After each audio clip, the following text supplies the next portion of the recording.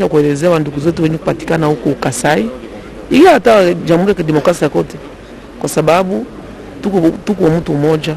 Ni kupatikana hapa ku Palais du Peuple, nye raia wanangojea kusikia kutokana tu na kurudi kwa kazi kwa Conseil d'État. Charlotte Kabanga ba telejiba FNC ba telejiba kunanga moyeno moy kabiji bulela tuji basanga ni bwapa mo Palais du Peuple mono jibomona mo ba utu batulangana ku bantu bashilashilangana nanga bantu mbulula ne bakushiba bilombo popa mo kabine bacho poita ne babiki jibwa mbwa jifinga na jamijimu bwa chipongu chisatu mijimu ya Conseil d'État tubaji tutangila mushindo dukukosa bilombo bya bene chitunga ni mbula mataji ani ni jimu ya mbula mataji lelo wanda yewo tubaje tutunena tujutufingana bwa musango muisatu mijimu ya basombalo bafingana matu kuma kumya satu angondo waji kumi kuchidimu chonso kachaba twaje mpinde bakati ni mijimu bisatu kajile lo ani chidimu chimba fingana mo fashisha kakesa anubwa kulondesha mushendovwa almanaka ya bantu bashilashilangana bavuncha bakwikala mucho chibili chalile unokwewo tunumaisha bwani Conseil d'État mufumine venye Conseil d'État mufumina ku Cour suprême de justice mo matuku mashala muchidi muchavinu bibijini chikumini chisambombo fumo mulombo jajitongo wakala wakanta jipanga jika je wakalubule ji jivuni cha kwanza bwa se Cour suprême de justice atangalaka yenze tubajitu satu na ngomunga chuma tubajitu satamu kabaji kajibe bila bwani Conseil d'État koku yekala kafilukani mujitangila bilumbu bijipanga chipa beni jitunga ni mapanga jikamanga ta kujibalumbu jibajitunga bumuji bamena bumuji balumbu jibabi bambali bishirishilangana uduma kwanta jipanga jikajiji sankisha muntu nashi na ngumuntu uduma kufunda chilumbu wachibwani bamukosela chochi donc mpinde ni jibamona bimpa wase fumwa chitunga Nous bien pour boire. Pindi moi bien faut moi du tout Félix Antoine Tshisekedi Chilombo uji kala moi bien au monka chimwenda nous bamona muju tuluka kumashini enda ukadimana kufika yeye utano pajiba katu mwakuluhani mamalu mamana kutwarisha nashi yeye utano pajiba yeye ukadi ufika bwalubwa yeye kindumbulu la mukulu wajitonga ja kongwa mungalata na nguchikondo chilibo benza malu abandu mulo wonso faut moi du tout Félix Antoine Tshisekedi Chilombo uji ni chabwa kwikala ni yaba mwele moyi bakuvaye kubwela munda mwa Palais du Peuple muliji lwase mianto yonso ya bandombule kalibuni bwakwa kuleleleo fo mwaji tunga Félix Antoine Tshisekedi Chilombo ikala donc munga chimwa tubaje tutamba to Conseil d'État no mayine muji tutamba tubiji katamba ka kumpala kaje katangila malo abilombo mutano ambiji bakbikila mwakulo afachaka ni contentieux katamba kwa bukoko kaje katangila malo ajatangila ma midimu ngene yambula matandira kupinga chikolo kolo kujiweto ejichala. Merci Charlotte Kabanga. Le président de la République, chef de l'État, Félix Antoine Tshisekedi, est donc en train de recevoir les honneurs. Il est donc arrivé ici au Palais du Peuple. Dans quelques instants, la cérémonie va devoir commencer. C'est la rentrée judiciaire du Conseil d'État. Le chef de l'État, Félix Antoine Tshisekedi, qui à chaque moment qu'il a pris la parole, n'a pas hésité de rappeler que le Congo démocratique, la République démocratique du Congo, doit être un état de droit dans toutes ses dimensions. Ne manque pas de les témoigner en arrivant à chaque cérémonie organisée par le pouvoir judiciaire. Je vous ai dit tout à l'heure qu'il était arrivé à la rentrée judiciaire de la Cour constitutionnelle, à la rentrée judiciaire de la Cour de cassation. Il est donc arrivé ici à la rentrée judiciaire du Conseil d'État qui va intervenir d'un moment à l'autre. C'est donc avec son arrivée le cérémonial qui a donc commencé. Le président de la République va assister à cette cérémonie. Si c'est la Constitution de la République démocratique du Congo, à partir de son article 149 jusqu'à son article 156 parle de l'organisation judiciaire en République démocratique du Congo, une organisation qui est donc chapeautée par le Conseil supérieur de la magistrature, organisée en deux ordres, l'ordre judiciaire et l'ordre administratif. Il faut reconnaître qu'il existe la Cour constitutionnelle qui est une juridiction sui generis. Et donc aujourd'hui, c'est la sommité de l'ordre administratif qui est donc le Conseil d'État qui organise cette rentrée judiciaire à laquelle le président de la République a décidé de prendre part. C'est la loi organique numéro 16/027 du 15 octobre 2016 portant organisation, compétence et fonctionnement des juridictions de l'ordre administratif qui organise donc cette juridiction supérieure, et les honneurs sont donc terminés. Le président de la République va passer en revue les troupes rangées pour cette circonstance. Ici dans la salle, nous allons attendre que la cloche sonne pour voir l'entrée de la composition. Le chef de l'État, Félix Antoine Tshisekedi, qui a décidé de ne jamais intervenir sur les questions de justice pour interférer d'une manière ou d'une autre. C'est pour que cette justice soit totalement indépendante afin que chaque citoyen qui se trouve lésé ou dont les droits sont violés soit à mesure de se plaindre auprès des juridictions compétentes et obtenir réparation s'il le faut. Le chef de l'État va donc s'incliner devant l'emblème national, le drapeau de la République démocratique du Congo, c'est bleu avec une bande rouge ceinturée par la couleur jaune avec des significations bien précises. L'occasion se donnera à nous pour vous permettre de comprendre le sens de cet emblème national. Le chef de l'État est arrivé à la fin de la revue de troupes est arrivé à la fin du passage de troupes en revue, et donc tout est donc en place. Les officiels invités à cette cérémonie sont donc déjà venus. Comme je vous disais tantôt, le premier président du Conseil d'État, Félix Tshisekedi, va donc conduire la composition qui va diriger cette cérémonie solennelle de rentrée judiciaire au Conseil d'État. Le chef de l'État, Félix Antoine Tshisekedi, va donc faire son entrée dans le palais du peuple. C'est la raison même de notre présence ici, cette rentrée judiciaire, et la télévision nationale s'est déplacée comme elle en a l'habitude à chaque instant pour vous faire vivre les grandes cérémonies qui ont lieu en République démocratique du Congo, et ceci est une des grandes activités dans la République. Les différentes institutions sont ici représentées. Vous aviez là sur vos petits écrans le premier président du bureau du Sénat et le deuxième vice-président du bureau de l'Assemblée nationale. Vous avez là le président du Conseil d'État et du Conseil supérieur de l'audiovisuel. Donc toutes les personnalités invitées sont déjà là, et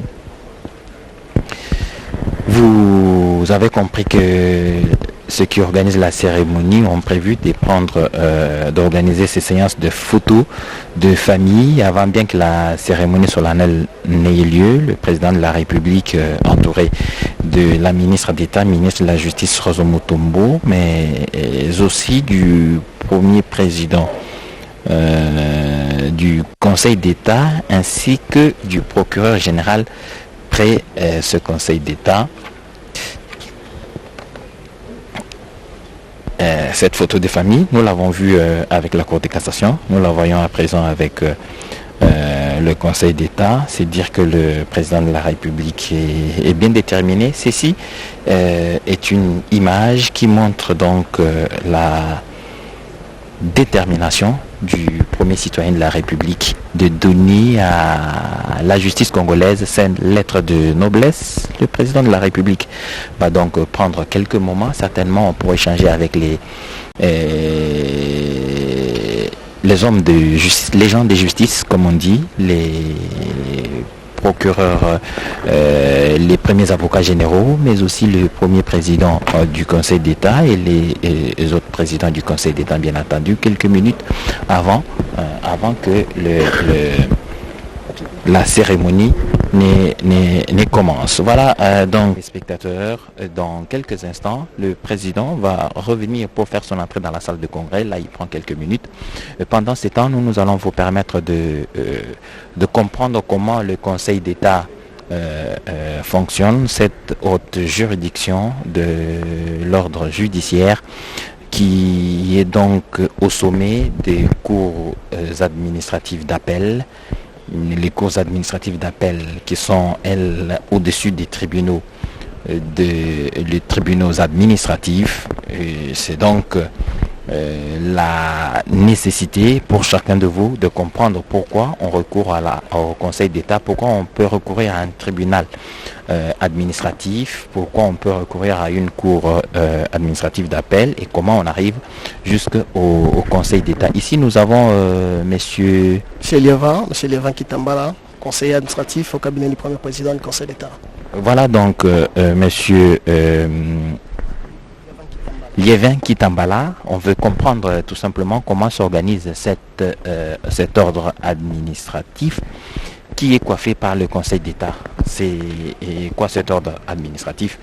Comme nous l'avons vu dans notre constitution, il est prévu un ordre administratif en plus d'un ordre judiciaire. Ici, nous sommes spécialement en train de parler du Conseil d'État, qui est une autre juridiction.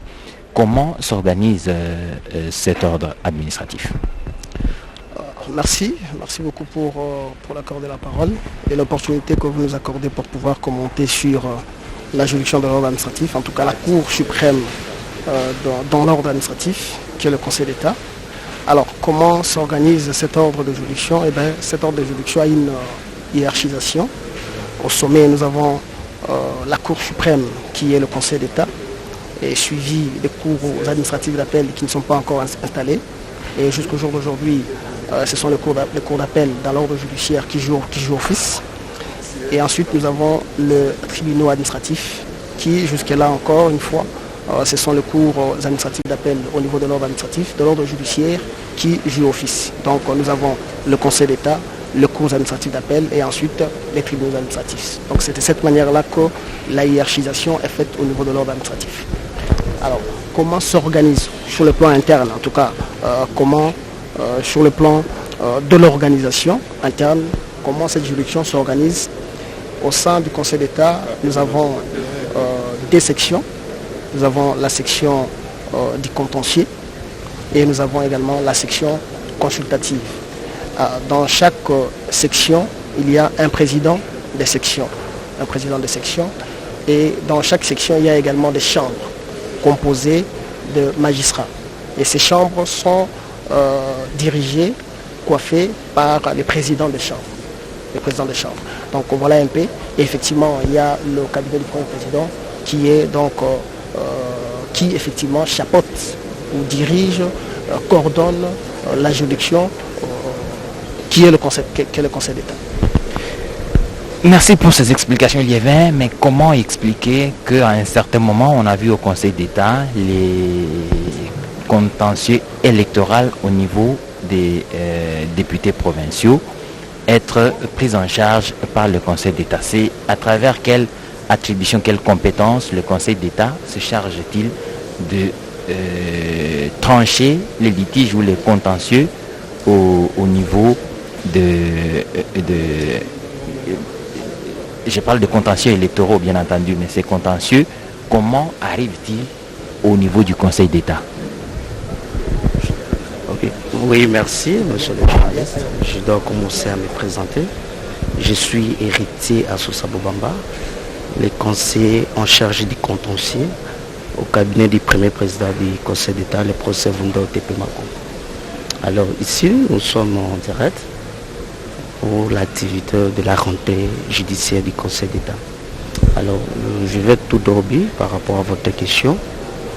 Vous l'avez posé sur les fondements du contentieux électoraux des députés provinciaux au niveau du Conseil d'État. Alors, tout part de la loi organisant les juridictions de l'ordre administratif. Je parle de la loi organique du 15 octobre 2016 qui donne cette compétence aux cours administratifs d'appel. Donc, les élections provinciales sont de la compétence des cours administratifs d'appel. Maintenant, lorsque ces cours administratifs tranchent, c'est en premier degré, l'appel est maintenant interjecté au niveau du Conseil d'État. C'est comme ça qu'on a vu en 2019, je l'imagine, les élections, les contentieux des élections provinciales ont été portés devant le Conseil d'État. C'était ça. C'était par voie d'appel. Donc, un contentieux, un recours de réformation pour juger les bien fondés des arrêts rendus par le premier président des cours administratives d'appel. Donc c'est ça un peu le fait. C'est ça le fondement, c'est-à-dire les compétences sont reconnues aux cours administratives d'appel en premier degré, mais au niveau d'appel, c'est-à-dire lorsque les requérant ou un candidat, c'est ça lésé, il a le droit à un second degré de juridiction. C'est auprès du Conseil d'État qui va interjecter son appel. Merci. Le président de la République fait un mouvement, amis téléspectateurs. Le président de la République va donc faire son entrée dans cette salle de congrès pour donc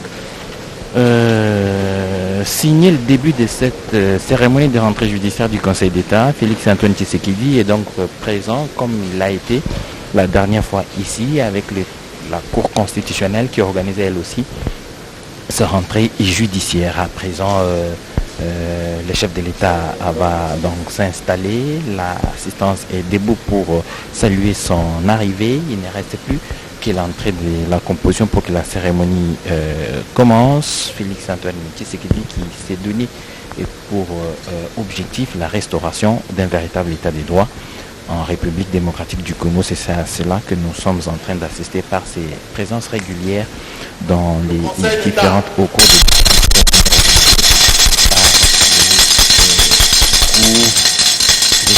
République démocratique du Congo. La cloche qui sonne signifie donc que la composition présidée forcément par le président, le premier président du Conseil d'État, Félix Tshisekedi est donc en train de faire son entrée. Et donc la cérémonie va pouvoir commencer.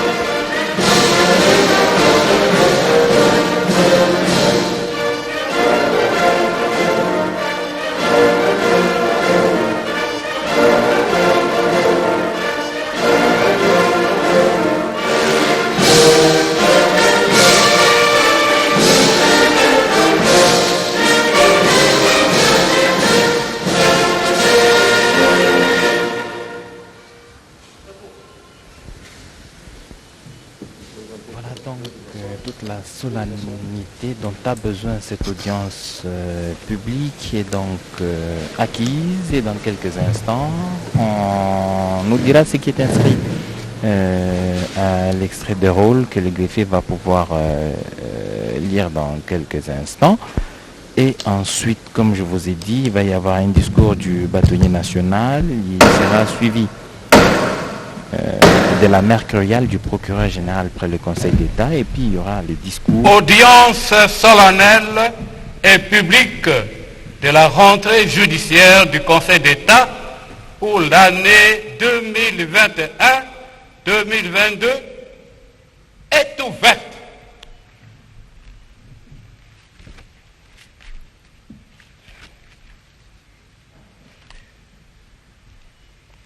Veuillez vous asseoir, nous tous.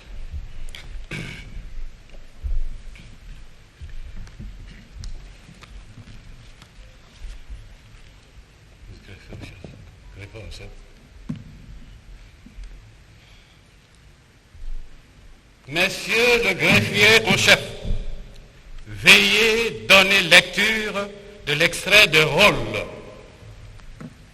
Merci, Monsieur le Premier Président.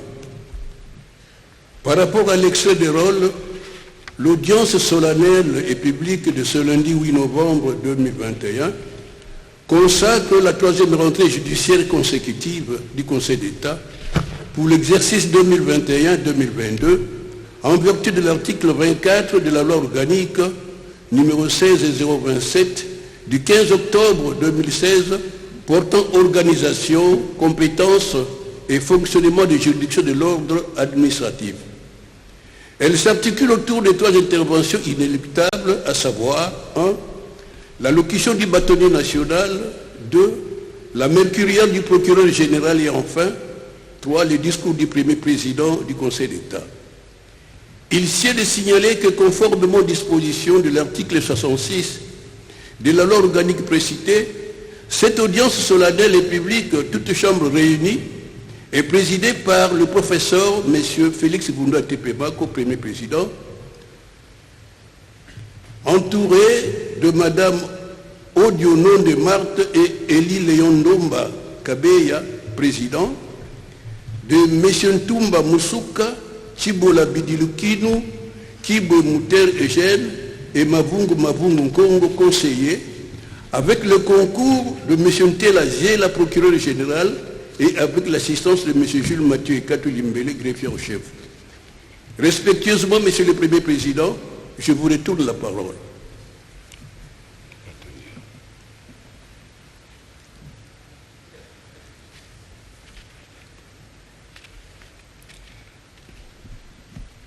Le Conseil d'État vous remercie et passe la parole à Monsieur le bâtonnier pour son allocution. Monsieur le bâtonnier.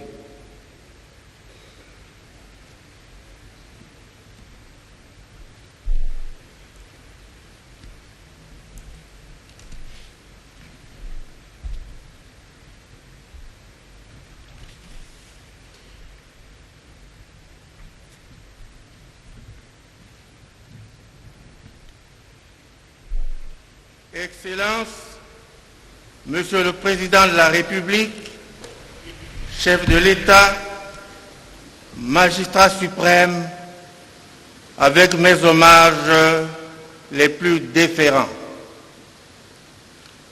Honorable Président de l'Assemblée nationale et du Sénat, Excellences, Monsieur le Premier ministre, chef du gouvernement,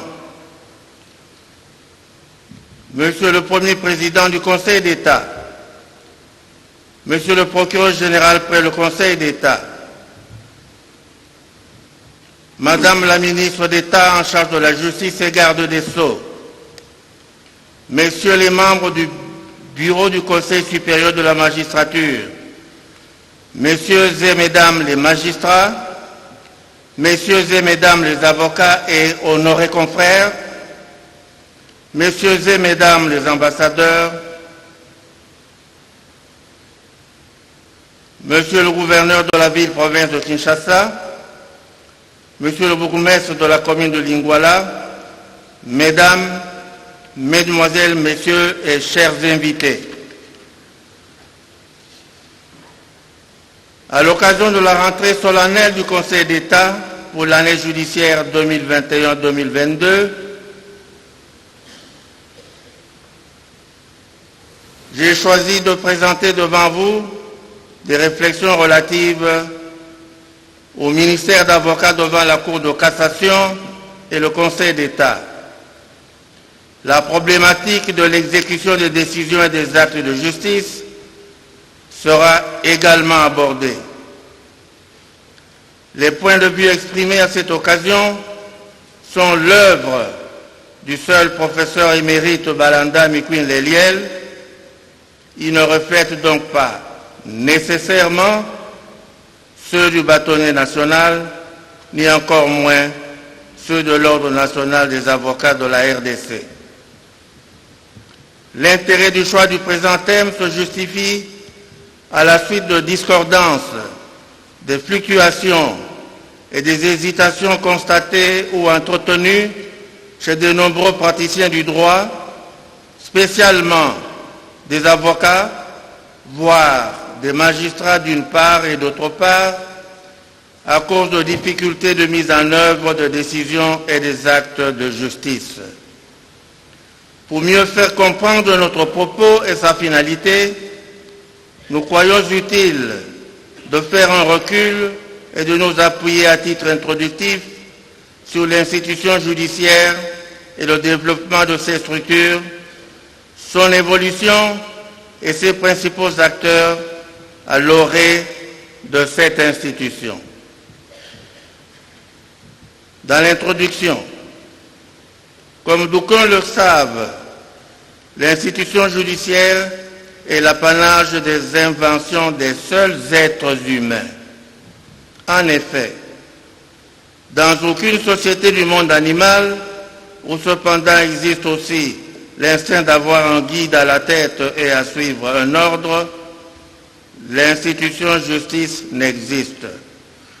Chez les animaux, l'instinct de justice se résume souvent en un règlement de compte dans la brutalité ou d'attendre la fin par la survenance de la fatalité ou de l'intervention d'événements divers et d'aléas de la nature.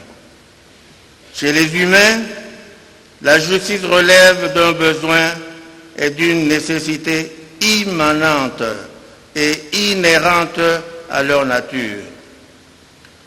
Le besoin et les nécessités d'organiser des mécanismes de règlement de conflits en vue de faire régner la paix, l'harmonie et la concorde sociale, comme c'est fondamentalement le cas chez les Africains.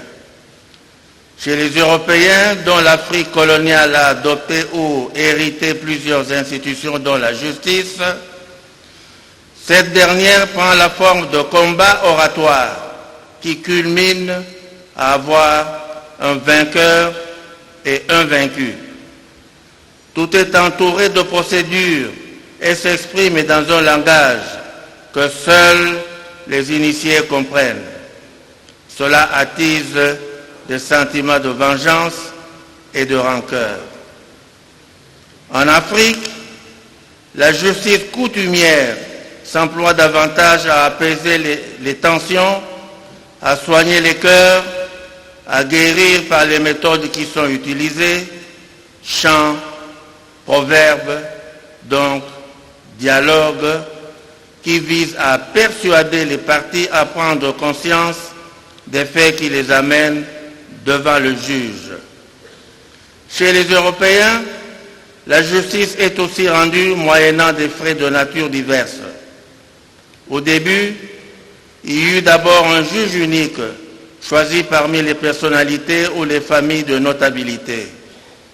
La justice coutumière se veut essentiellement être réparatrice, étant donné qu'elle tente aussi à lénifier les tensions, donc des conflits. Avec le temps, les besoins de la justice se sont accrus. Il en a été de même de collaborateurs associés au juge unique. Ceci a donné lieu à l'émergence de plusieurs autres structures de justice, ainsi que de ces acteurs, des juges actuels et des défenseurs appelés de nos jours des avocats. Chez toutes ces personnes, il était exigé une éthique pour servir la justice, à savoir dignité, intégrité morale, honneur, impartialité, et j'en passe. Le rang social que ces personnes occupaient a facilité le respect de ces préceptes. Avec le développement qu'a connu la justice, cette dernière a cessé d'être familiale pour devenir peu à peu une administration. Toujours à l'origine de la justice, l'on a aussi créé des instances spécialisées quant aux matières et celles devant lesquelles des actes ou des faits de certaines catégories ou des personnes de catégories déterminées devaient être déférés. De même, à l'aube et avec le développement de l'institution judiciaire, tous les défenseurs et des parties n'étaient guère autorisés à prester ni à être jugés indifféremment devant toutes les instances judiciaires. Une sélection a progressivement été faite quant aux personnes et en raison de la nature des matières ou des conflits. Les prémices et les prélégomènes qui ont existé et caractérisé la justice à ses débuts se trouvent actuellement dans les structures et les mécanismes de l'appareil judiciaire de nos jours, dans tous les États, y compris en RDC, y compris, hélas, le caractère de combat oratoire que révèle la justice actuelle. Tout au long de l'évolution de la justice, l'on a aussi éprouvé la nécessité d'avoir des structures consacrées à examiner des matières quant au fond, mais il en a aussi été institué des structures de contrôle de la manière dont le droit doit être appliqué devant les juridictions dites de fond. Les anciens clichés de la justice sus-évoqués se vérifient dans le système judiciaire actuel des États, y compris en RDC. Si l'on ignore ces fondamentaux, on risque d'être dévasté et en porte-à-faux dans la compréhension des systèmes judiciaires que les États adoptent ou cherchent à améliorer. L'on comprendra ainsi la nécessité de réserver certaines matières à certaines catégories de juges plus âgés ou expérimentés scientifiquement ou dans les choses de la vie. Il en est de même du corps des défenseurs. Ces derniers n'étaient pas non plus autorisés à exercer indifféremment devant toutes les instances de justice. Cette sélection d'organes et de personnes, acteurs de la justice, est dictée par les nécessités du travail d'administration dont la justice s'est peu à peu inspirée. C'est sur les préliminaires ci-dessus résumés qui découlent de l'évolution des institutions et des besoins de la justice que se place le sujet du présent discours consacré aux réflexions relatives au ministère d'avocats devant la Cour de cassation et le Conseil d'État. Voici le développement du sujet. Le thème principal du sujet de notre réflexion est examiné en deux volets. Le ministère d'avocats et les acteurs associés devant la Cour de cassation d'une part et d'autre part, le ministère des mêmes personnes agissant devant le Conseil d'État. C'est au regard de discordances, de fluctuations et des hésitations constatées actuellement chez les avocats spécialement que ce thème a été choisi. Toutefois, à ce thème central, nous avons cru nécessaire d'ajouter la problématique de l'exécution des décisions et des actes de justice. En ce qui concerne le ministère d'avocats devant la Cour de cassation, nous partirons de conditions de travail qui ont entouré le ministère d'avocats à l'époque de l'ancienne Cour suprême de justice. Dans les premières années de fonctionnement de cette juridiction, toutes ces chambres n'acceptaient pas la comparution ni l'assistance par des avocats des parties en toute matière. Certaines chambres seulement le faisaient. Des résultats, des réponses différentes ont ainsi été réservées, sauf en matière de cassation. En effet, d'aucuns savent qu'avant d'être éclaté en Cour de cassation, Conseil d'État et Cour constitutionnelle, l'ancienne Cour suprême de justice exerçait les compétences qui relèvent actuellement de ces trois juridictions. Et même en cassation, une certaine pratique extra-légem et ancienne exigeait une procuration spéciale des parties pour permettre aux avocats qu'elles ont choisis pour les défendre devant la Cour suprême siégeant en cassation. Un débat existe et est entretenu encore de nos jours quant aux matières spéciales qui relevaient également de la compétence de la Cour suprême de justice et dépendent actuellement de la Cour de cassation. À ce sujet, nombreux sont des avocats des barreaux près les cours d'appel qui agissent dans les matières dites spéciales de la Cour de cassation. Il importe dès lors de chercher des pistes susceptibles d'assainir ce climat de controverse auquel les différentes chambres de la Cour suprême de justice et aujourd'hui de la Cour de cassation qui en a pris le relais en vertu des dispositions de l'article 90 de la loi organique 013 du 19 février 2013 portant organisation, compétences et fonctionnement de la Cour de cassation. Dans cet effort de rechercher à mettre un terme à ce débat qui ne sied guère dans un état de droit, il faudrait trancher. Et pour ce faire, nous réitérons l'observation faite au début de notre discours. Les points de vue et les opinions qui sont avancées ne reflètent pas nécessairement ceux du bâtonnier national, ni encore moins ceux de l'Ordre national des avocats de la RDC. En résumé, en réminiscence à ce qui a été signalé concernant l'évolution de la justice et de ses acteurs, pour ma part et à mon humble avis, je suis porté à affirmer ce qui suit. L'avocat,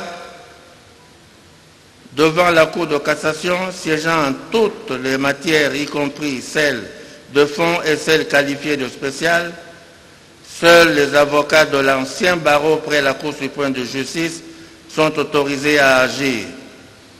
L'affirmation à la base de cette assertion repose sur notre entendement des vocables dispositions générales ou communes qui figurent en tête de plusieurs chapitres des lois en général et particulièrement des articles 2, 3 et 5 en renvoi à ceux 55, 65, 66 et 67 de la loi organique 013 du 19 février 2013. En effet, nous sommes d'avis que l'expression « disposition qualifiée générale ou commune » qui figure dans les lois signifierait que toutes les exigences prévues précédemment dans le même texte devraient s'appliquer également dans la suite de ce qui fait l'objet de la même loi, sauf exception expresse. Ainsi, d'une part, les matières dites spéciales visées aux articles 55 et suivants de la loi organique précitée devraient désormais être réservées aux seuls avocats du barreau de cassation. Il devrait en être de même de toutes les matières de fond dont la Cour de cassation peut connaître. Il s'agit de jugements des membres des assemblées législatives nationales et de ceux des assemblées provinciales. En ce qui concerne les avocats autorisés à exercer devant le Conseil d'État et les personnes associées, il est tout d'abord de signaler qu'en cassation et devant le Conseil d'État, seuls les avocats du barreau près le Conseil d'État sont autorisés à prester. À ce sujet, les avocats du barreau près la Cour de cassation exercent également leur ministère devant le Conseil d'État. Par raisonnement et analyse analogique à ce qui a été dit concernant l'entendement et la signification des vocables dispositions générales ou communes, se justifie également en ce qui concerne le ministère d'avocats devant le Conseil d'État. Nous sommes d'avis que ce qui a expliqué l'exercice du ministère d'avocats devant la Cour de cassation devrait également justifier l'exercice du ministère d'avocats devant le Conseil d'État. Mais il échait par ailleurs de reconnaître en toute humilité que le droit et le contentieux administratif sont loin d'être maîtrisés par tous les avocats, ni par tous les jeunes magistrats récemment nommés au Conseil d'État.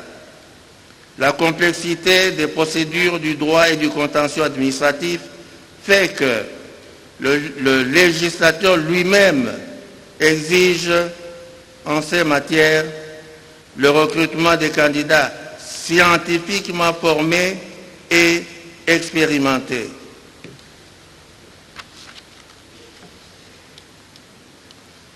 Pour les cours administratifs, ce qui précède justifie ainsi amplement de réserver l'accès du prétoire du Conseil d'État aux seuls avocats près cette juridiction.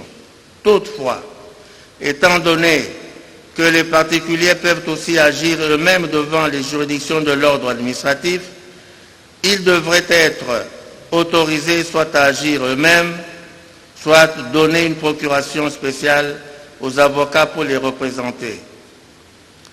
Ceux des confrères avocats à qui l'accès du prétoire de la Cour de cassation et du Conseil d'État serait fermé, qu'ils veuillent ne pas être révoltés ni offusqués, mais qu'ils acceptent ce qui serait décidé à ce sujet. Dura lex, sed lex. Nous clôturons notre propos en évoquant, au troisième point, la problématique d'exécution des décisions, des actes judiciaires et les dépenses des parties devant la justice. Les dépenses des parties devant la justice. En vue de défendre leurs affaires devant les instances judiciaires, les parties sont confrontées au paiement d'honoraires d'avocats et des frais de justice. De même, à l'issue du procès, les parties sont souvent butées aux problèmes d'exécution, au subterfuge des parties adverses et spécialement si ces dernières appartiennent à la classe dite des autorités qui ont l'habitude de défier la justice en refusant de comparaître ou de recevoir des actes qui les concernent. L'obligation de payer les honoraires d'avocats diminue sans nul doute la propension de solliciter des conseils ainsi que l'intervention des avocats.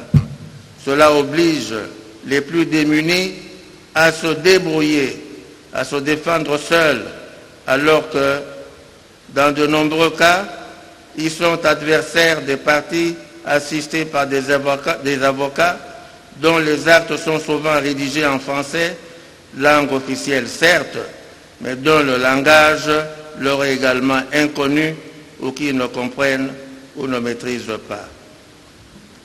Et de même, à l'issue du procès, les parties ne savent souvent quoi faire, car les actes de paiement des frais se dressent devant elles, ainsi que les documents y relatifs.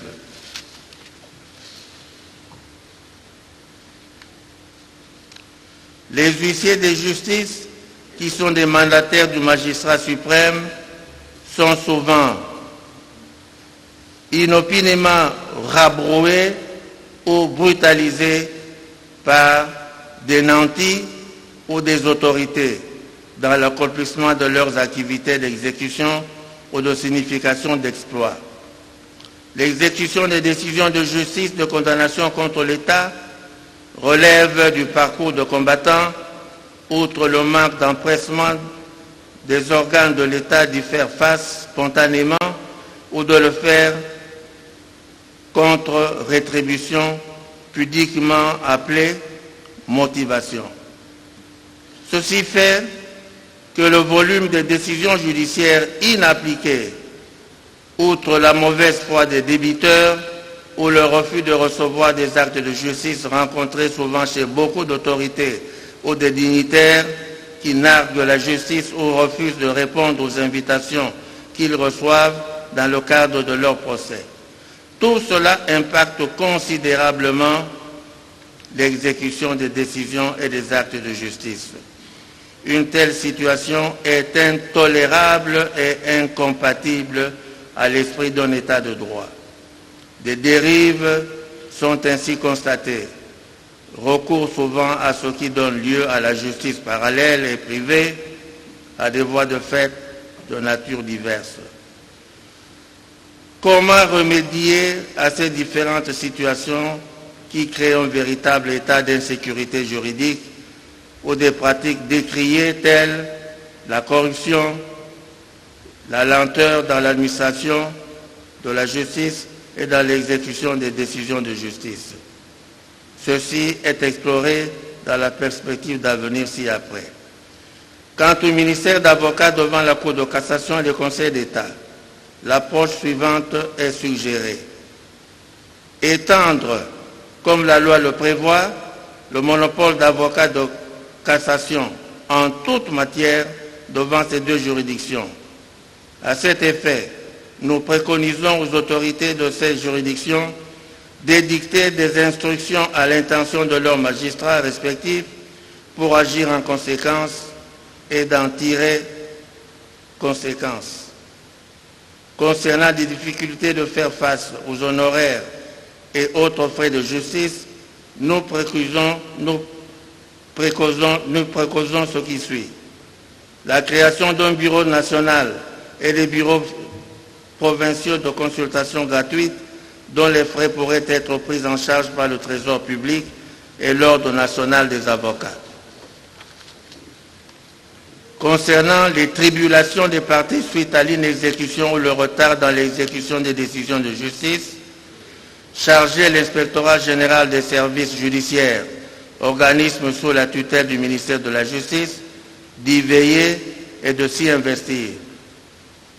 Enfin, quant à l'inexécution des décisions et des actes de justice contre l'État, nous suggérons la création d'une caisse de garantie alimentée par le budget de l'État qui devrait prévoir des sommes d'argent et des réparations au profit des bénéficiaires. En RDC, le commandement, c'est-à-dire l'ordre d'exécuter des décisions de justice, émane du chef de l'État. Ce faisant, ce dernier retrouve ses prérogatives de magistrat dit suprême. Un tel commandement ne devrait s'exercer qu'envers des décisions de justice rendues dans le respect du droit et des lois. Ce serait dès lors irrespectueux pour les responsables de la justice de soumettre au magistrat suprême pour qu'il en ordonne l'exécution des actes et des jugements iniques ou non conformes au droit ni aux lois. C'est dans cette perspective que sous le Conseil judiciaire qui a existé, la Cour suprême de justice avait reçu le pouvoir de faire suspendre ou d'interdire l'exécution des décisions de justice jugées suspectes, voire entachées d'irrégularité. Pour terminer notre propos, nous tenons à dire que les réflexions et les suggestions qui ont été avancées sont dictées uniquement dans le souci de contribuer à améliorer la dispensation de la justice en RDC et que tout cela découle du long apprentissage et du parcours de l'auteur en sa qualité d'ancien juge et actuellement d'avocat. Telles sont des idées que nous avons tenu à partager avec l'assistance et que nous soumettons à votre sagacité. C'est pourquoi, de ce qui précède, qu'il plaise au Conseil d'État prendre acte du discours qui vient d'être prononcé. J'ai dit, je vous remercie. C'était donc le discours de circonstance du bâtonnier national qui a donc exposé sur le ministère des avocats. Le Conseil d'État prend acte de votre allocution et passe la parole à Monsieur le procureur général pour sa mercuriale.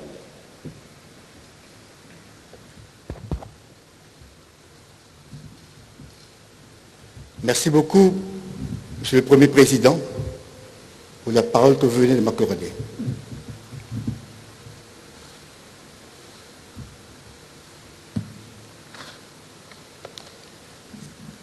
Excellence, Monsieur le Président de la République, chef de l'État, magistrat suprême, avec l'expression de mes hommages les plus déférents. En rehaussant personnellement de votre présence la cérémonie de la rentrée judiciaire de ce jour, vous avez non seulement témoigné du grand intérêt que vous portez au bon fonctionnement de notre appareil judiciaire, mais aussi imprimé à cette manifestation une solennité toute particulière en votre qualité de garant du bon fonctionnement des institutions de la République. C'est d'une part un immense honneur pour les juridictions de l'ordre administratif particulièrement pour le Conseil d'État et le parquet général y rattaché, et d'autre part, un motif de légitime fierté pour ces animateurs en qui vous avez placé votre confiance au fin d'atteindre les assignations d'une justice administrative juste et équitable, un des piliers majeurs du processus de l'émergence et de la consolidation de l'état de droit que vous ne cessez de prôner depuis votre avènement à la magistrature suprême. C'est ici le lieu de vous assurer de notre engagement non équivoque, en conformité avec notre serment, de tout mettre en œuvre pour ne pas décevoir les attentes légitimes de nos concitoyens et les espoirs placés en la justice qui constituent, à n'en point douter, le dernier rempart contre l'arbitraire et les atteintes aux droits fondamentaux et aux libertés individuelles des administrés, ainsi qu'il est écrit dans la Bible, la justice élève une nation. Vous avez tenu à rehausser cette cérémonie de votre présence personnelle. C'est ce qui en justifie d'ailleurs le décalage de quelques jours.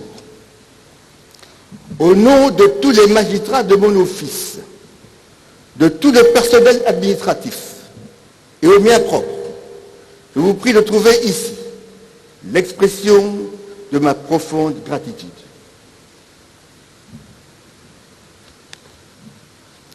Honorable Président de l'Assemblée nationale, Honorable Président du Sénat, Monsieur le Premier ministre, chef du gouvernement, Monsieur le Président de la Cour constitutionnelle et Président du Conseil supérieur de la magistrature et honorés collègues, Monsieur le Procureur général, près la Cour constitutionnelle et honorés collègues, Monsieur le Premier Président de la Cour de cassation et honorés collègues, Monsieur le Procureur général, près la Cour de cassation et honorés collègues, Monsieur le Premier Président du Conseil d'État et honorés collègues, Monsieur le Premier Président de la Haute Cour militaire et honorés collègues,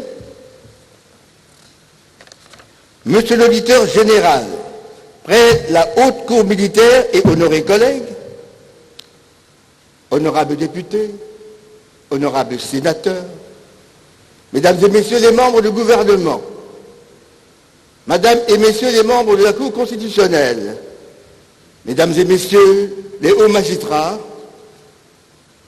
Excellences, Mesdames et Messieurs les ambassadeurs et chefs de missions diplomatiques ainsi que les représentants des organismes internationaux, Monsieur le Président du Conseil économique et social, Monsieur le Président de la Commission électorale nationale indépendante, Monsieur le Président du Conseil national de suivi de l'accord et du processus électoral, Monsieur le Président de la Commission nationale des droits de l'homme, Monsieur le Président du Conseil supérieur de l'audiovisuel et de la communication, Monsieur le Président de la Cour des comptes, Monsieur le Procureur général près la Cour des comptes, Mesdames et Messieurs les magistrats, Monsieur le chef d'état-major des forces armées de la République démocratique du Congo, Monsieur le commissaire général de la police nationale congolaise,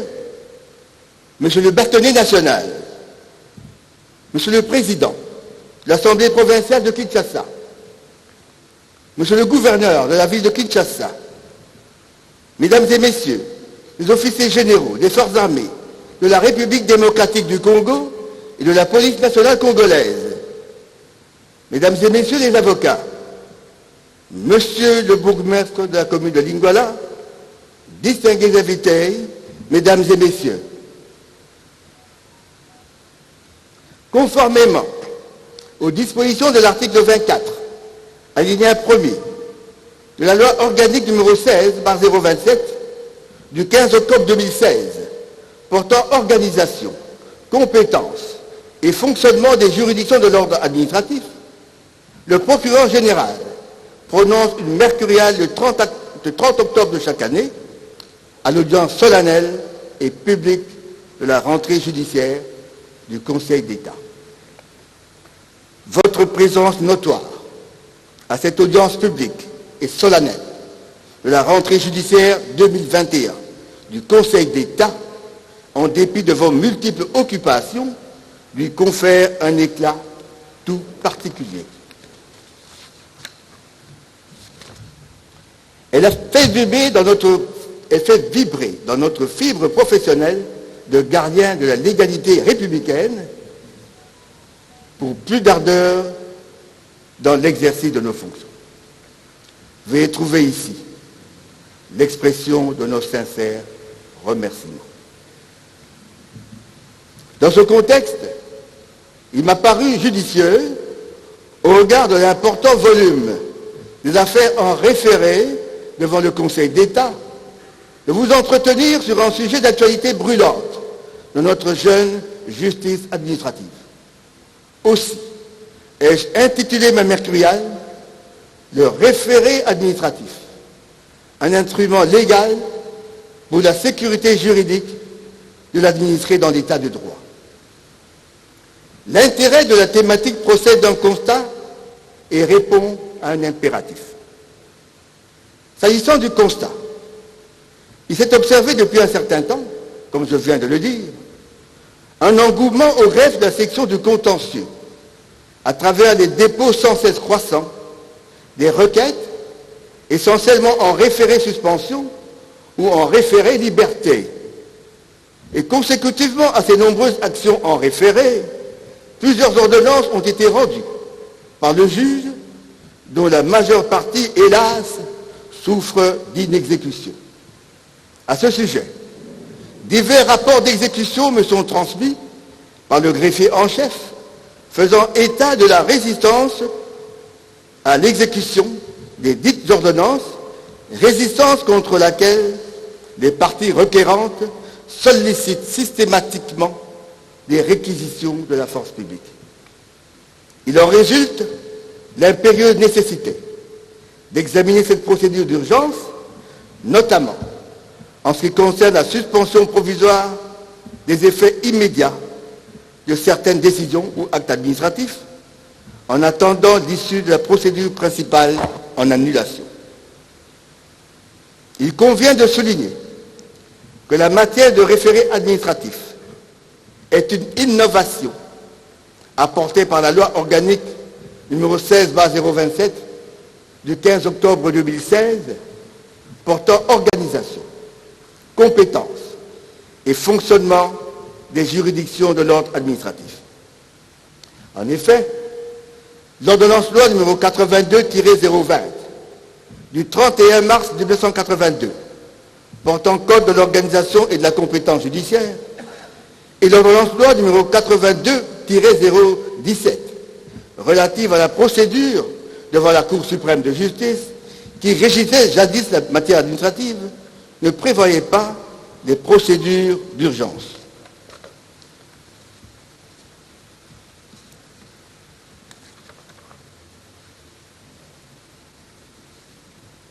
Le législateur congolais a introduit cette procédure de référé pour protéger les administrés contre les effets irréversibles et préjudiciables des décisions arbitraires ou abusives de la toute-puissance administration publique qui jouit des privilèges du préalable et d'exécution d'office de ces décisions.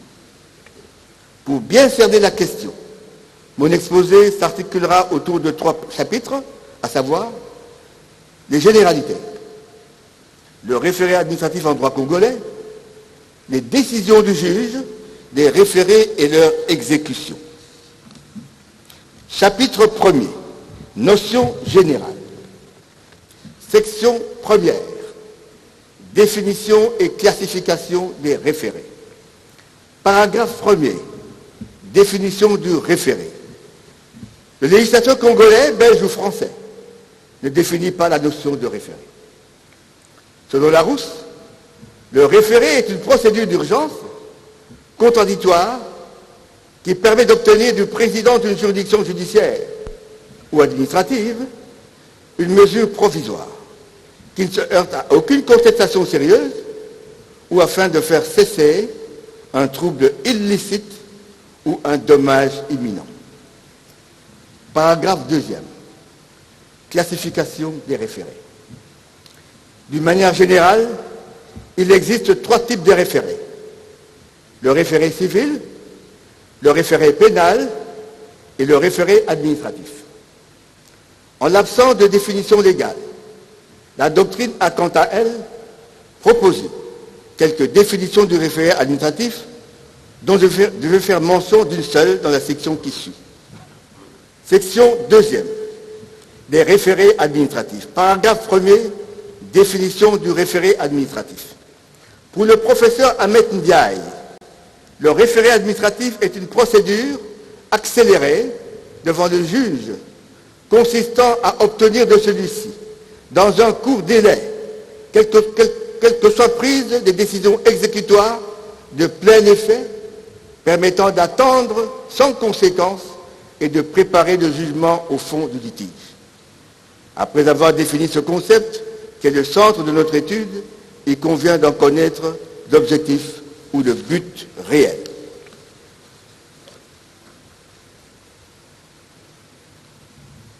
Paragraphe 2 du référé administratif.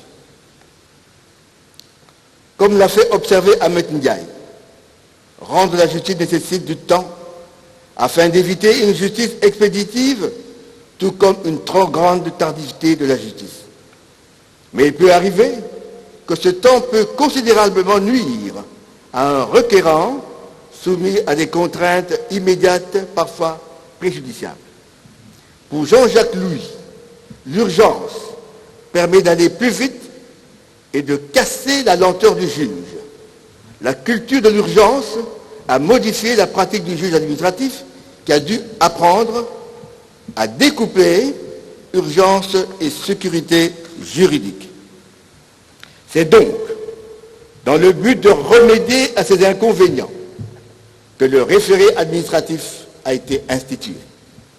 En effet, cette procédure évite aux justiciables de subir, du fait de la lenteur de la justice, les conséquences néfastes que pourrait avoir une décision administrative illégale. Il se dégage de ces prises de position l'importance des procédures d'urgence en contentieux administratif comme outil de protection des administrés, étant entendu que le référé administratif a aussi pour objectif de contourner les prérogatives exorbitantes de l'administration, à savoir les privilèges du préalable et de l'exécution d'office.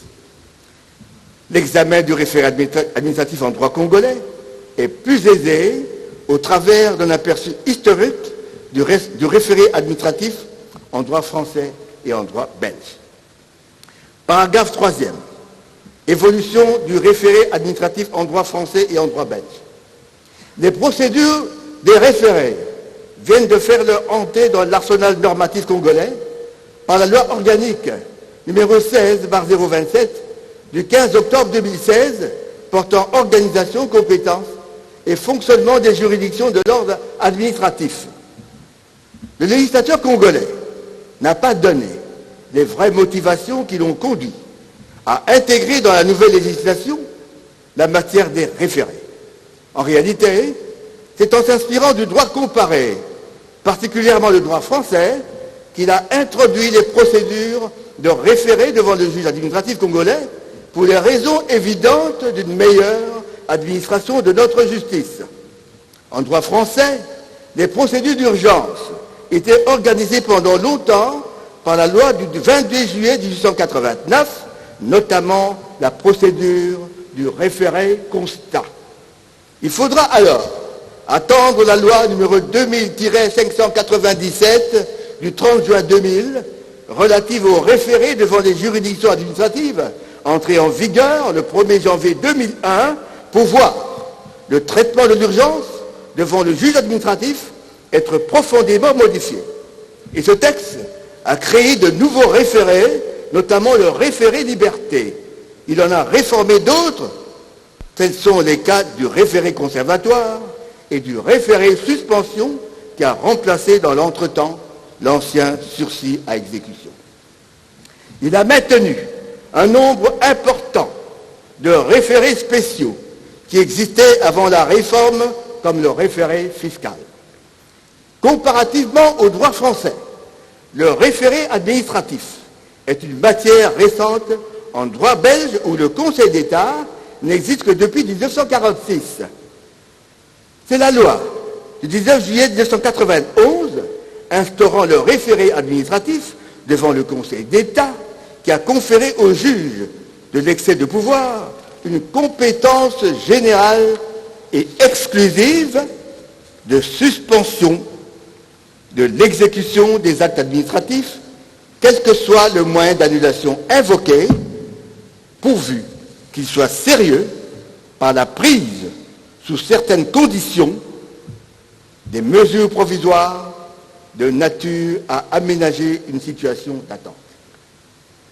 Ainsi qu'on peut le remarquer, dans l'évolution historique, la justice administrative a dû faire d'énormes et indéniables progrès, au point que l'économie générale des procédures de référé apparaît globalement satisfaisante aujourd'hui.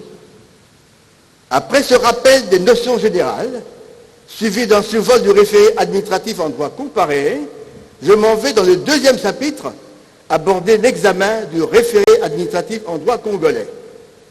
Chapitre 2e, le référé administratif en droit congolais.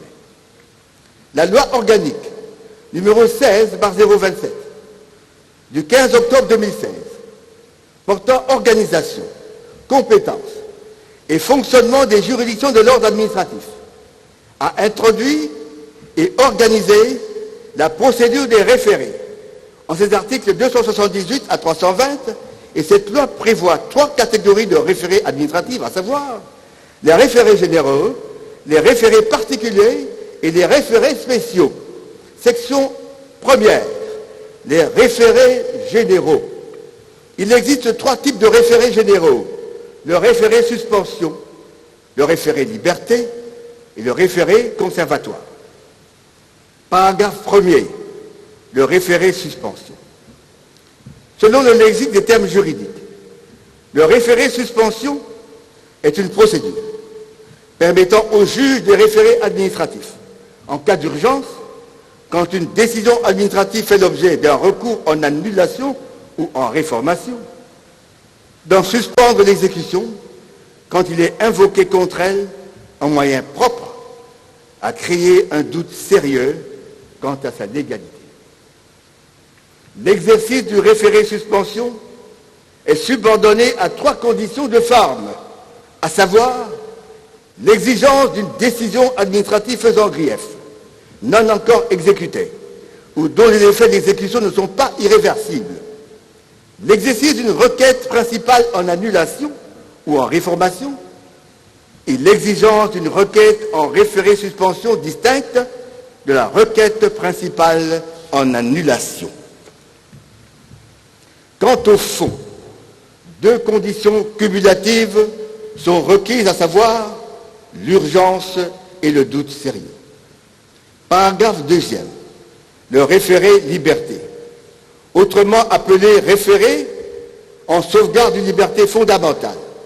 Le référé liberté prévu par l'article 283 de la loi organique est une procédure permettant au juge des référés administratifs en cas d'urgence d'ordonner les mesures nécessaires à la sauvegarde d'une liberté fondamentale à laquelle une collectivité publique ou un organisme chargé d'une mission de service public aurait porté une atteinte grave et essentiellement illégale dans l'exercice de ses pouvoirs.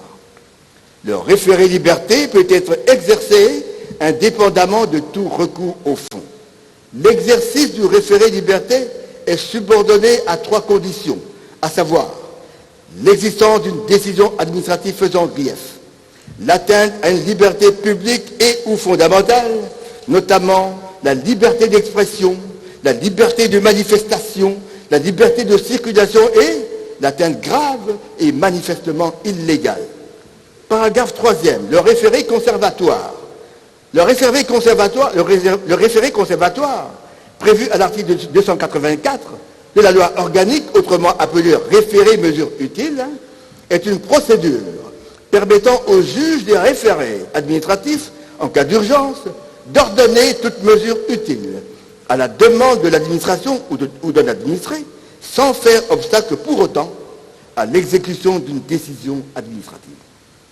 Et contrairement au référé suspension, ce référé peut être exercé indépendamment de tout recours au fond, sous 3 conditions: l'urgence, l'utilité de la mesure et l'absence totale, l'absence d'obstacle à l'exécution d'une décision administrative. Tous ces référés généraux obéissent à certaines règles procédurales qui leur sont communes. Section 2e, les référés particuliers.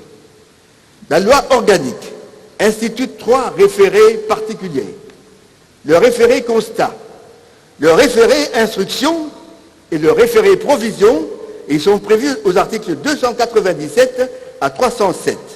Ils sont qualifiés en droit français de référés ordinaires parce qu'ils ne sont pas conditionnés par l'urgence.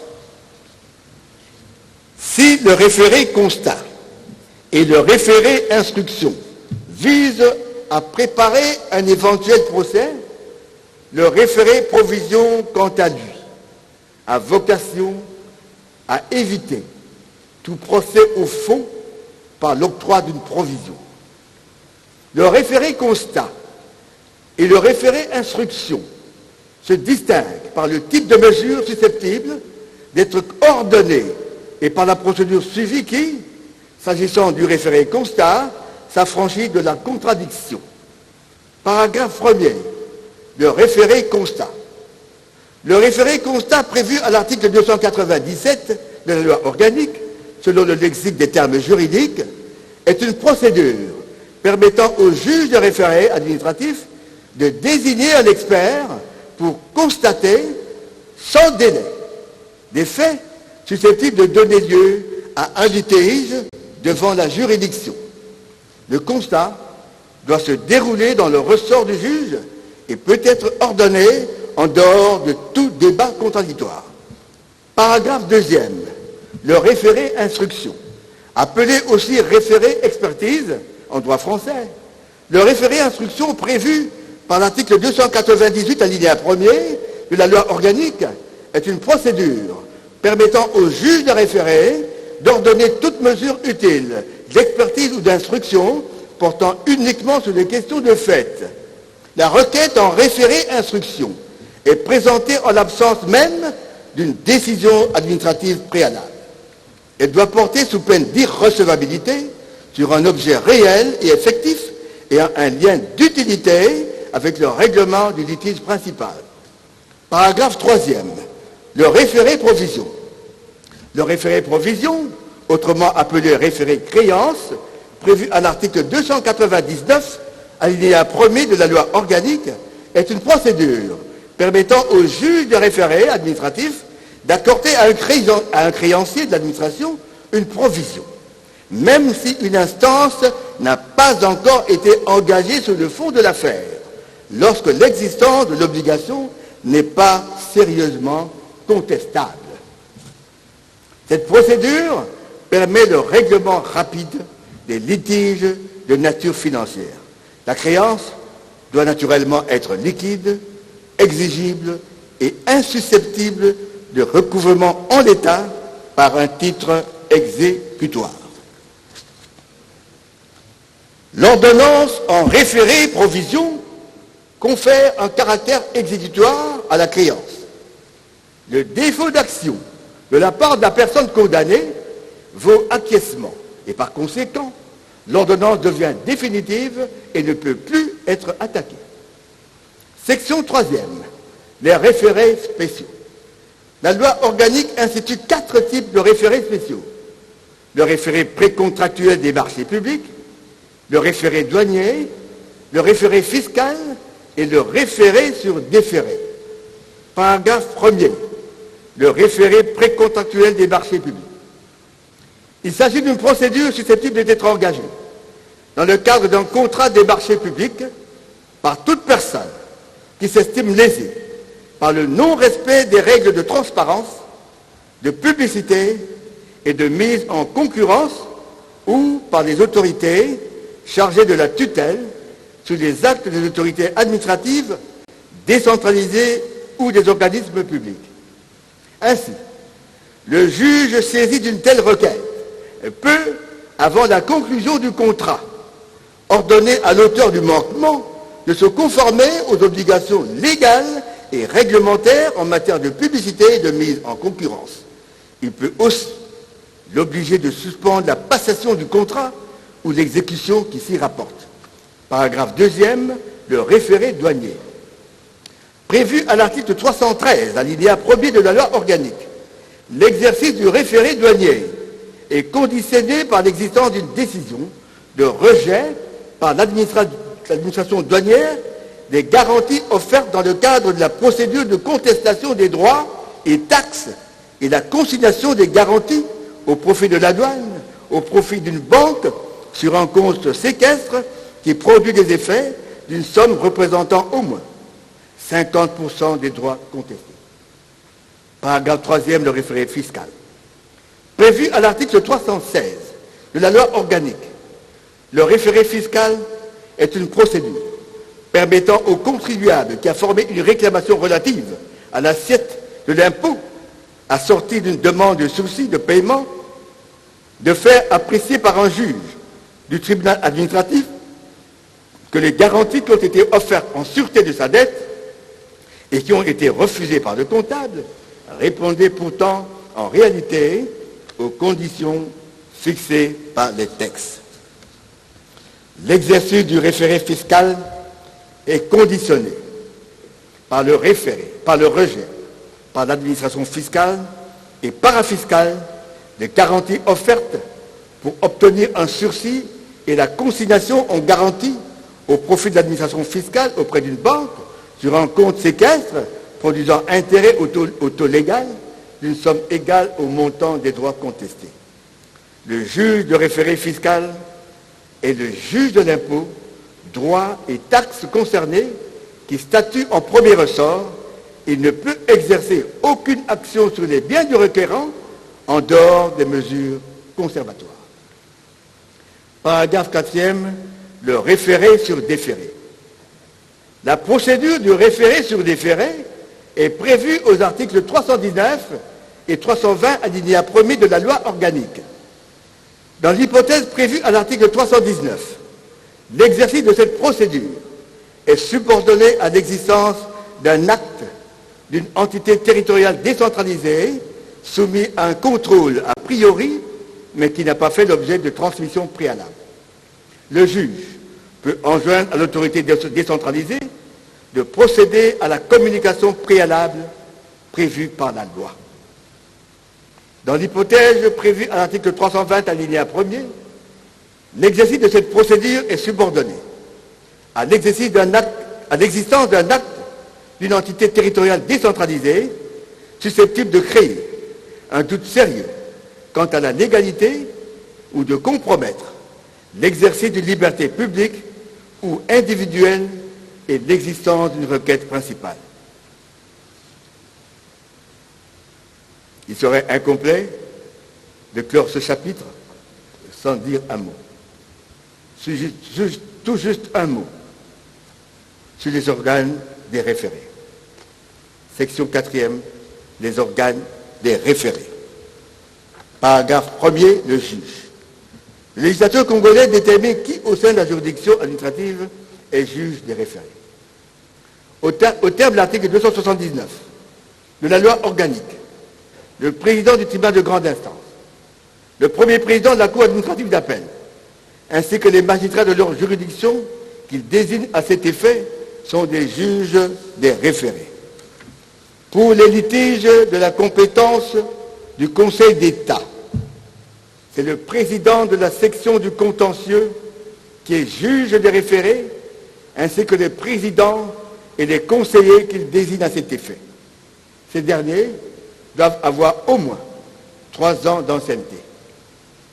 La compétence matérielle du juge des référés se détermine par celle du litige principal auquel se rapporte au fond la demande de mesure en référé. Le juge de référé ne statue pas sur la demande principale. Il siège à juge unique en chambre du Conseil. Il statue par voie d'ordonnance et prend des mesures provisoires en principe dans les 8 jours de la saisine. Il peut, à la demande de toute personne intéressée, au vu d'un élément nouveau, modifier par ordonnance les mesures qu'il avait ordonnées ou y mettre fin. Après avoir parlé du juge des référés, je voudrais partager avec vous ma réflexion sur la place du ministère public en matière des référés. Paragraphe 2e. Le ministère public.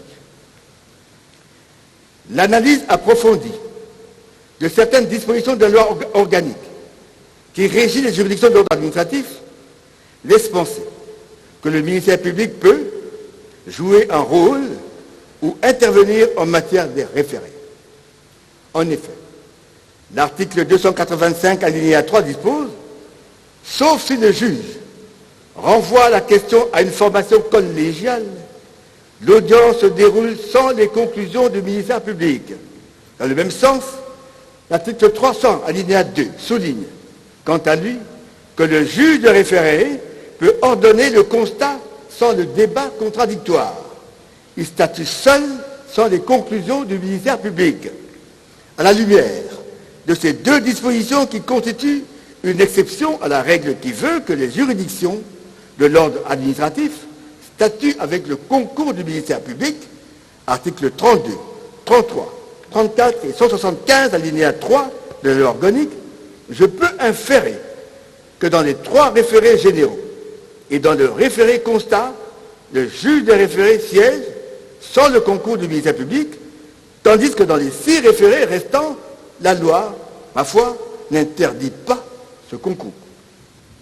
En attendant la modification éventuelle de la loi sur cette question, il est souhaitable que le fonctionnement actuel du Conseil d'État soit adapté à la compréhension ci-dessus de la loi pour que le ministère public participe aux audiences des référés afin de garantir le respect de la légalité.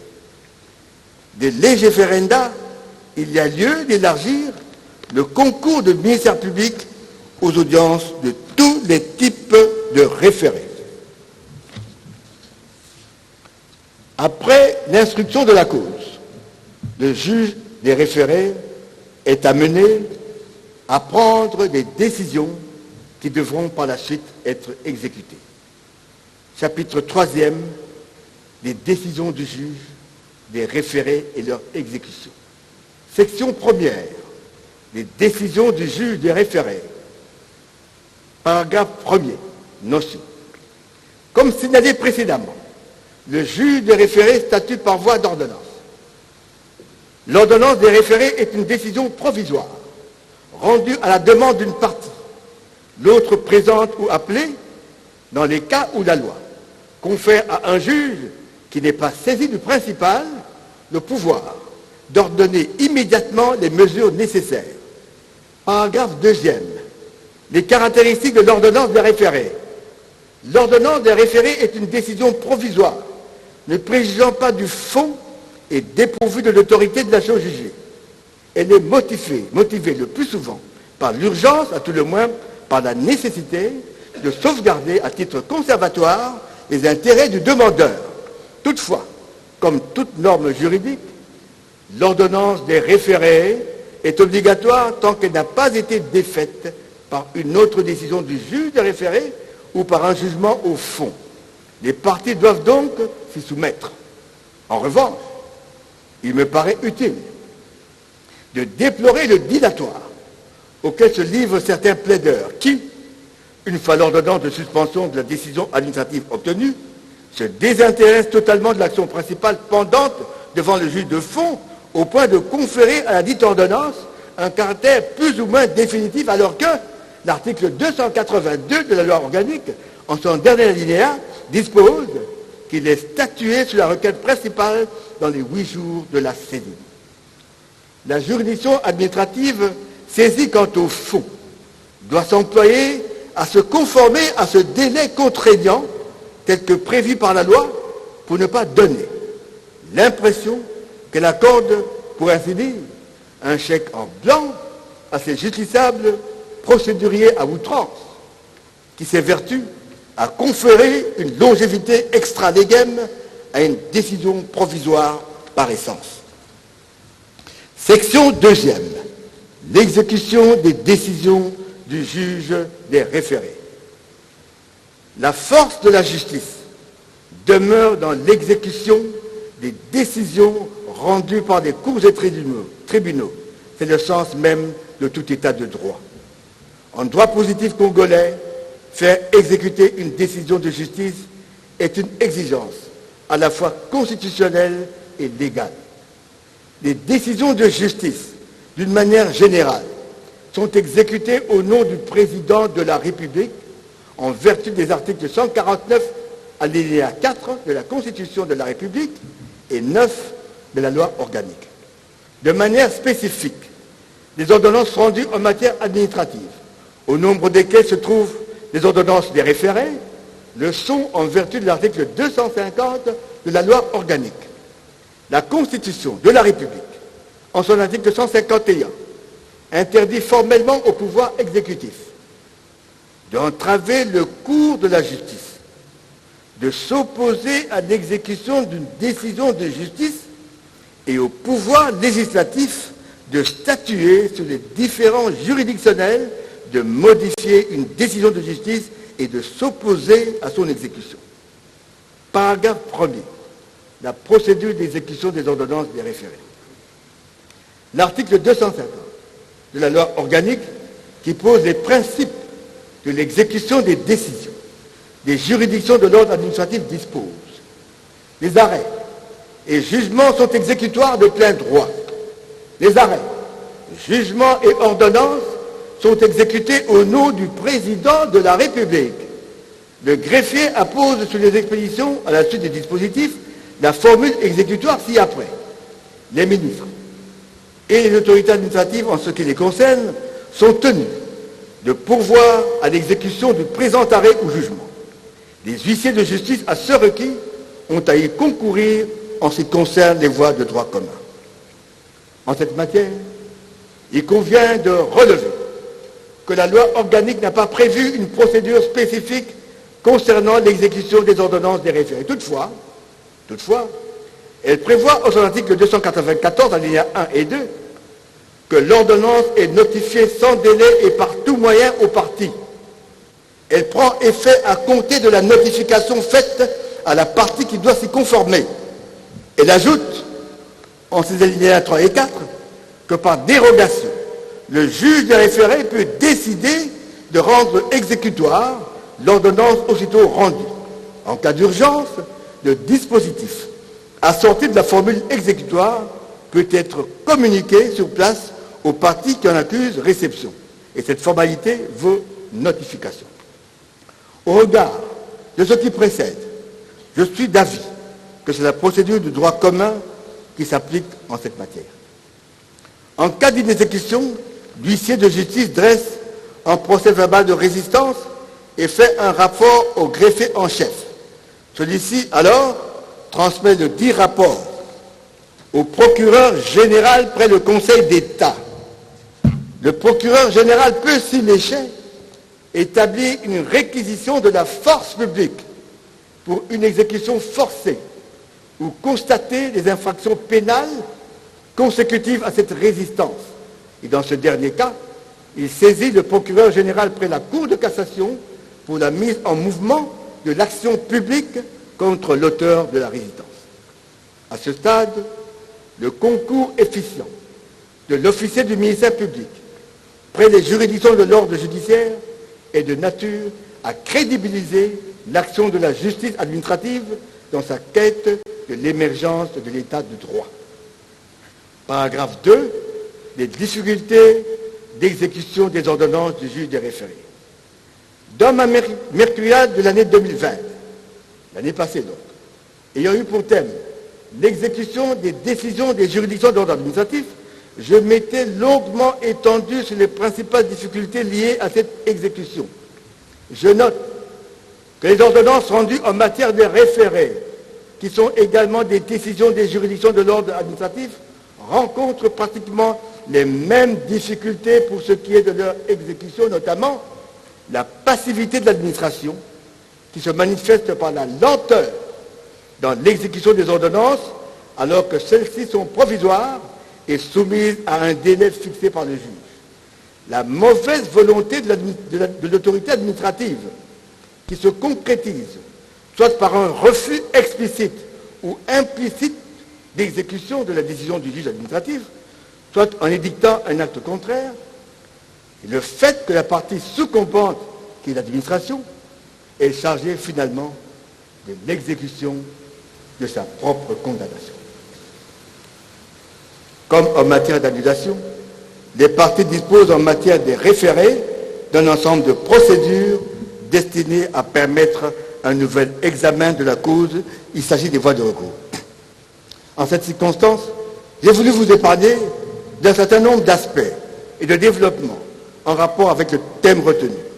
La version qui sera distribuée aura certainement le mérite d'être plus complète et mieux étoffée.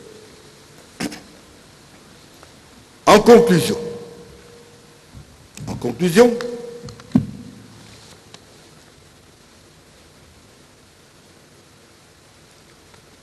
Excellence, Monsieur le Président de la République, chef de l'État, magistrat suprême, avec l'expression renouvelée de mes hommages les plus déférents.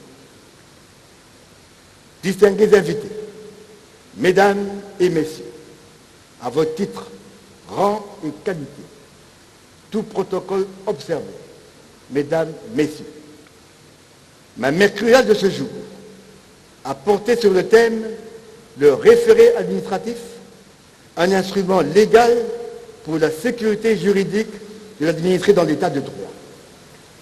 Dès l'entame de mon exposé, j'ai eu à relever l'intérêt majeur de cette procédure en ce qu'elle a fondamentalement vocation à être un instrument légal de protection des droits et libertés fondamentaux des administrés.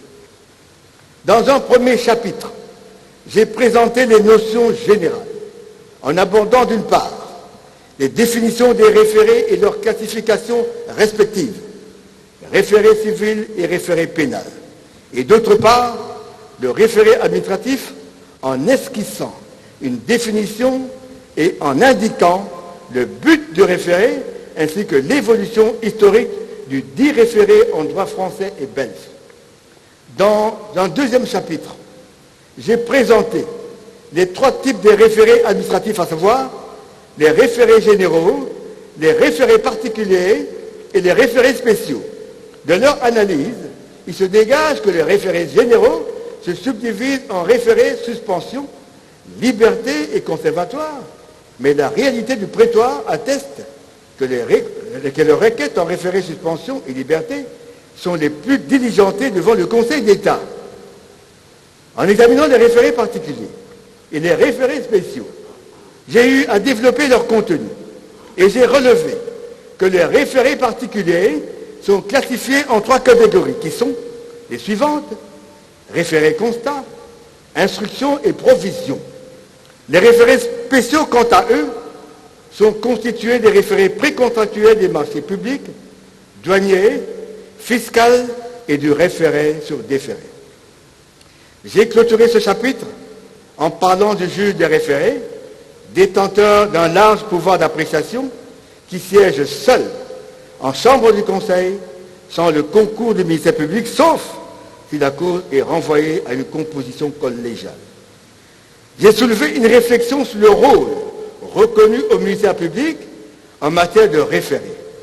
En sa qualité d'organe de la loi et de gardien de la légalité administrative et républicaine, j'ai souligné, sous pied d'analyse des dispositions légales, que les juridictions de l'ordre administratif statuent en principe avec le concours du ministère public, et j'ai inféré que le juge devrait siéger avec le concours du ministère public et recevoir ses conclusions dans la plupart des référés.